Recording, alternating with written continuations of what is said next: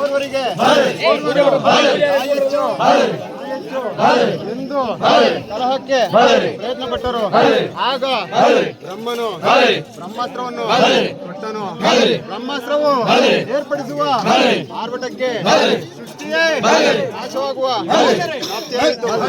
ಆಗ ಬ್ರಹ್ಮ ಮಹೇಶ್ವರ ದೇವರು ಬ್ರಹ್ಮ ವಿಷ್ಣು ದೇವರನ್ನು ಕುರಿತು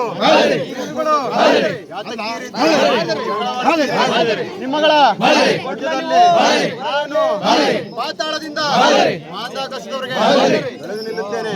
ನನ್ನ ಶಿರಸ್ಸನ್ನು ಯಾರು ಕಾಣುತ್ತೀರೋ, ನನ್ನ ಪಾದವನ್ನು ಯಾರು ನೋಡುತ್ತೀರೋ ಅವರೇ ಹೆಚ್ಚೆಂದನು. ಆಗ ವಿಷ್ಣುವು ವರಹ ರೂಪಿನಿಂದ ಭೂಮಿಯನ್ನು ಒಗೆಯುತ್ತಾ ಹೋದನು. ಹೀಗೆ ಹೋಗುವ ವಿಷ್ಣುವಿಗೆ ಪಾತಾಳದಲ್ಲಿ ಜಂಗಮಸುರನೆಂಬ ರಾಕ್ಷಸನು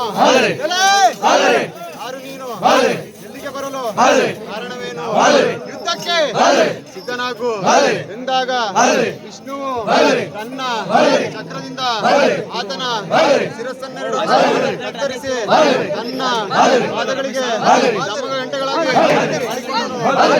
ಲಿಂಗ ಶೀಲ ವಿನೋದ ನಾಟ್ಯವಾಡುತ್ತಾರೆ.